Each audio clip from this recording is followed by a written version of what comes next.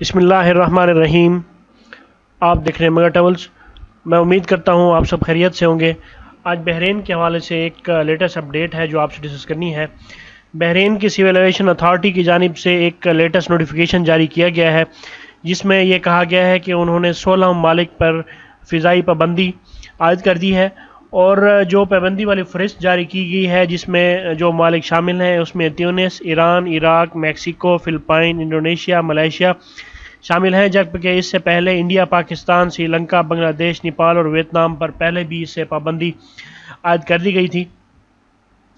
اور اس حوالے سے جو محکمہ ہوا بازی ہے سول ایویشن بحرین کی جانب سے، انہوں نے ایک بیان میں کہا کہ اس سے قبل جو ممنوع ممالک کی فہرست جاری کی گئی تھی اس میں جس میں انڈیا، پاکستان، بنگلہ دیش وغیرہ شامل تھے، وہ بھی اس نئی فہرست کے ساتھ مؤثر ہوگی، اور یہ جو ممالک ہیں ان سے صرف بحرین کے رہائشی ریزیڈینشل اور جی سی سی کے جو شہریت رکھنے والے شہری ہیں ان کو سفر کرنے کی اجازت ہوگی۔ اس حوالے سے یہ جو پابندی ہے یہ کہا جا رہا ہے کہ اس صورتحال میں لگائی گئی ہے کیونکہ جو کرونا کی لیٹسٹ جو پوزیشن ہے اس میں انہوں نے اس کے تناظر میں لگائی ہے گئی ہے، کیونکہ اب یہ جو نئی لہر سٹارٹ ہو چکی ہوئی ہے اس حوالے سے اس کی پابندیاں دوبارہ سے سٹارٹ ہو چکی ہوئی ہیں۔ تو اس حوالے سے بحرین نے پاکستان اور انڈیا پہ اس طرح پہلے بھی پابندی لگائی گئی تھی، لیکن اب دوبارہ سے انہوں نے مزید کچھ ممالک ایڈ کیے ہیں، اور یہ دوبارہ پابندی کب تک ہٹائی جا سکے گی اس کا فی الحال اس نوٹیفیکیشن میں کسی قسم کا کوئی ذکر نہیں کیا گیا۔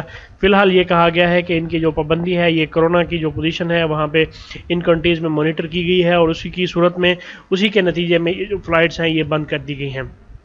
مزید پاکستان اور انڈیا کی جو فلائٹس ہیں اس حوالے سے وہ فی الحال بحرین کے لیے سسپینڈ ہیں، اور وہ کب تک کھولی جا سکتی ہے اس کا بھی فی الحال کچھ نہیں کہا جا سکتا۔ تو اس حوالے سے جیسے ہی کوئی اپڈیٹ ملے گی تو ضرور آپ سے فردر شیئر کر دی جائے گی۔ تو یہ ایک امپورٹنٹ انفارمیشن تھی آج کے حوالے سے بحرین کے لیے جو آپ سے ڈسکس کرنی تھی۔ اس ویڈیو کو اپنے دوستوں کے ساتھ شیئر کیجیے اور مگر کو سبسکرائب کرنا بھولیں۔ اللہ پاک ہم سب کا حامی و ناصر ہو۔ اللہ حافظ۔